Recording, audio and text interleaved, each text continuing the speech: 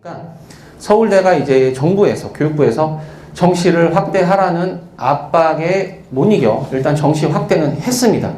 근데 이제 이 서울대는 학종을 되게 사랑하는 학교예요. 그러니까 학종이라는 게 아시겠지만 성적만 가지고 학생을 선발하는 게 아니라 그 생기부 내용, 학생부 종합전형이라고 그러죠.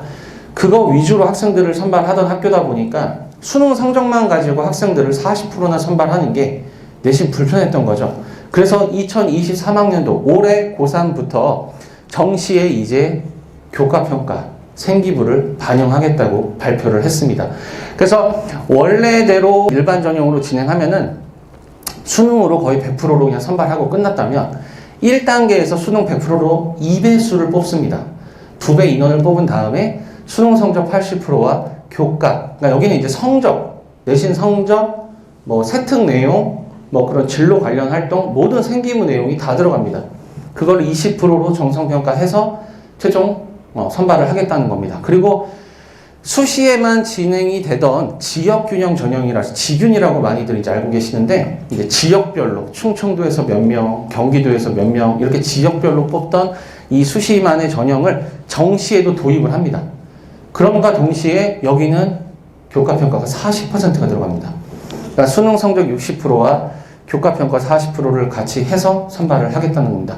사실 이렇게 되면 서울대 기준으로는 정시가 없는 거죠, 이제.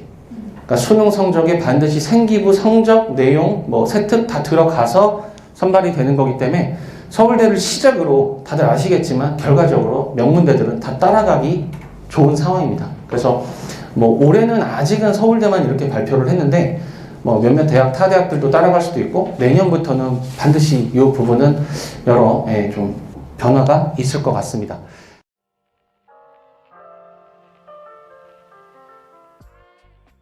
자, 첫 번째로 좀 중요한 세특 준비 방법은 당연한 얘기지만 수업 집중력이 되겠습니다.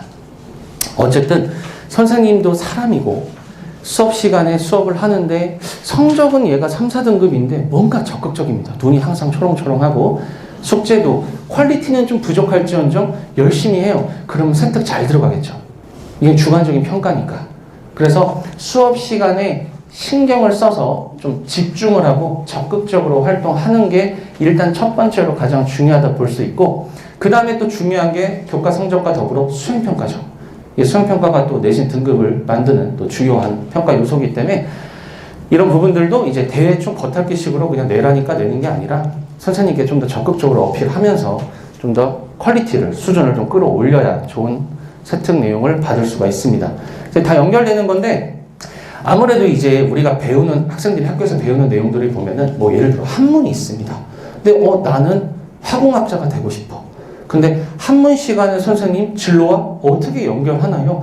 근데 이게 다 방법이 있습니다, 사실. 교과하고 뭐 연결되게 가는 방법도 있지만 본인 진로와 연결을 해서 그 교과목에 대한 탐구심과 본인 진로에 대한 탐구심을 좀 연결해 가려고 하는 이런 연계 능력이 중요하다는 거죠.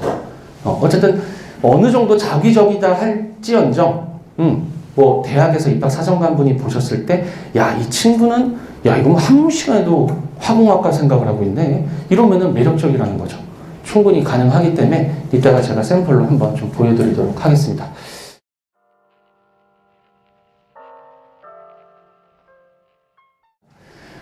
아까 이제 보셨던 것처럼 뭐 수상 내역도 없어지고, 뭐 봉사도 이제 개인 봉사 인정 안 되고, 독서 내용 같은 것도 이제 따로 기입이 안 되는 만큼, 2019년 교육부가 학생부 종합전형 공정성 강화 방안을 내놓으면서 간소화시켰어요.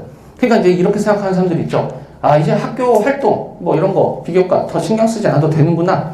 근데 이제 아니라는 거예요. 그렇게 생각하면 안 되고, 간소화시켰어. 하지만 이제 앞으로는 그러면 비교과 위주의 활동보다는 교과 활동에 집중해야 되는구나. 토론, 주제 발표, 수행평가, 교과 수업 집중 이런 거에 더 신경을 써야 내가 세특을 잘 받고 이제 학종에서 중요한 세특 퀄리티를 높일 수 있겠구나. 이렇게 생각해야 된다는 거죠.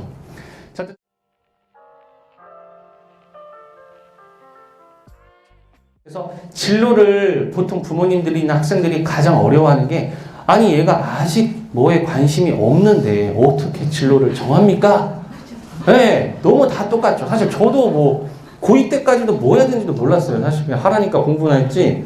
근데 슬프게도 해야 돼요.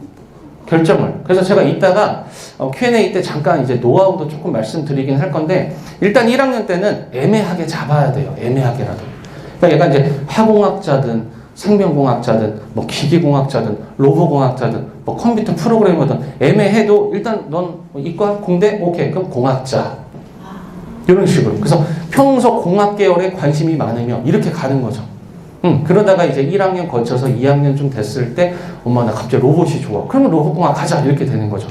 아니면 얘는 좀 얘가 좀 욕심만 있고 좀 잘만 하면은 좀 의대도 보내보고 싶고 약대도 보내보고 싶고 정한되면 생명공학자 뭐 연구원이라도 해야 될 텐데 그러면 일단 생명공학으로 가는 거예요. 생명연구원, 뭐 생명공학자, 바이오 계열 이쪽으로 가다가 성적이 치고 올라가면은 그때 이제 좀 더 그러다 보니 갑자기 사람을 고치고 싶어졌다. 그래서 이제 의사로 가고 약에 관심이 생겼다. 그럼 신약연구원으로 가는 거고 이런 식으로 조금씩 이제 디벨롭 하듯이 통념적으로 좀 이제 묶어가는 거죠. 1학년 때는.